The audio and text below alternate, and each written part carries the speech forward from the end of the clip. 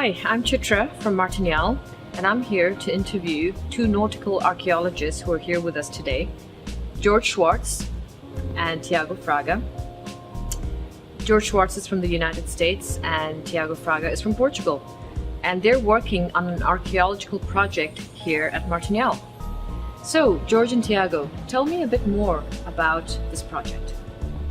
This project started in 2007. It was an Institute of Nautical Archaeology project, and what we intended to do in 2007 was to do some archival research and also to do some preliminary swimline surveys and investigations in the bay. And we learned a lot that year, and we developed a plan to come back and continue our investigations. And in 2012, we returned and we did some remote sensing survey in the bay. And essentially what that allows us to do is see the seafloor, is to be able to see features on the seafloor without putting divers in. So first we have a good idea of what's down there and looking for this shipwreck.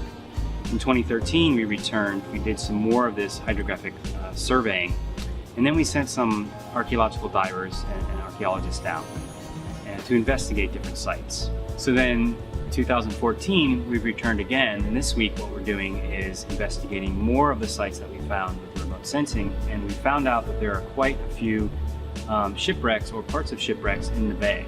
So while we're looking for this early 17th century vessel, we found the nautical history of this region sort of emerging from the seafloor, and we're seeing some really interesting sites. And Tiago, you being Portuguese, this must be quite exciting for you. With Portugal's history so connected to seafaring and the ages of discovery and all that, how do you feel?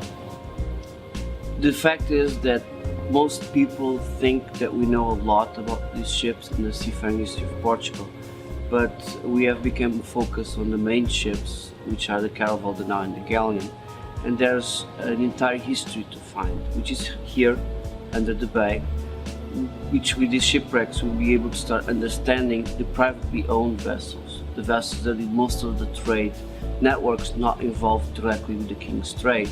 So the people responsible for 80% of the trade network, the Portuguese trade network, were people that do not end up in history books, and because they're not socially important, and their story needs to be told too. So what have you actually found?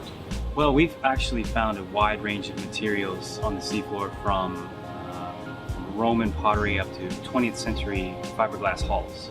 So there's quite a lot of material in the bay.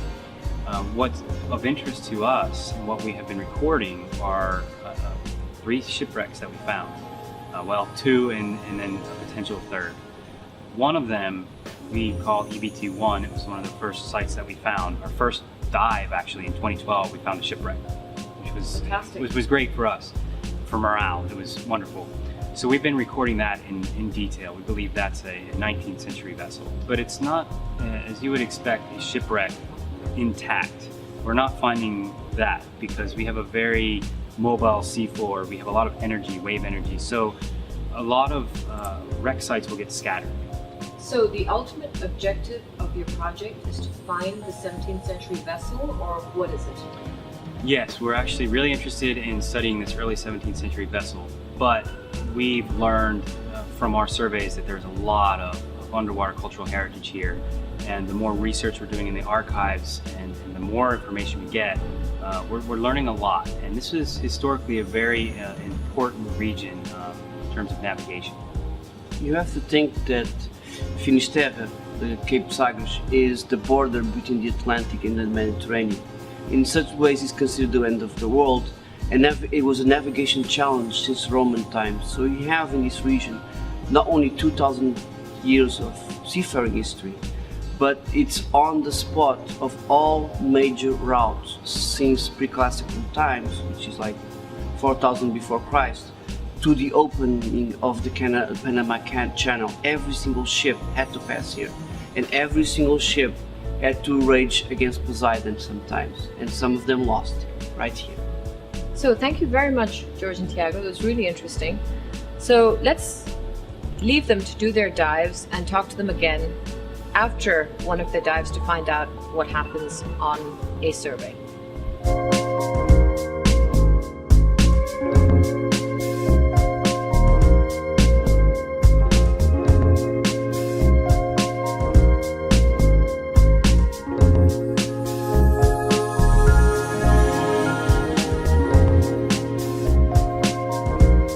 Here we are with George and Tiago. They've just come out of the water and we thought it would be great to find out how their dive this morning went. So how was it, guys? It went really well today, actually. We had beautiful weather and we were able to investigate a few sites of strong interest for us. We looked at a cannon. It was in about 14 meters of water that appears to be fairly old, and it may or may not be associated with a shipwreck. We need to do further research on that. But fairly large, about 2 meters long, fairly encrusted with sea life. So we know it's been underwater for quite a while. We need to do more research on that one. Then we went to look at another site that we had recently found, a large anchor, another heavily encrusted artifact that was found by itself. So it may or may not be associated with the wreck that we're looking for, but it's very possible that it could be. Fantastic. I mean, the Portuguese coast must be a wealth of cannon and anchors and shipwrecks. Well, how many do you think are along this coast alone? Only in this bay we know at least small bay, we said at least 12 shipwreck events. That's Really? Shipwreck events, not counting ditched cargo, lost artifacts, and so on and so on.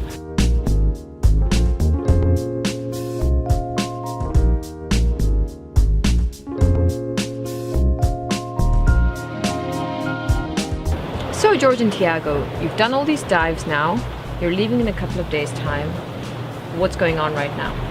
We had a very successful campaign. We collected a lot of data that put us very aware that we have a lot of information that we need a few years more to do our work here and get the history out to the public. So we have more to come. Fantastic. So it's been really interesting finding out about a nautical archaeologist's work, especially at Martinhal. I'd like to thank you both for being here and for doing this project. Thank you very much. Well, thank you for having us here today and talking about this project. And we also like to thank you very much for the support that you've given us for this project. Thank you. It's absolutely our pleasure, and see you again next year. You bet. Super.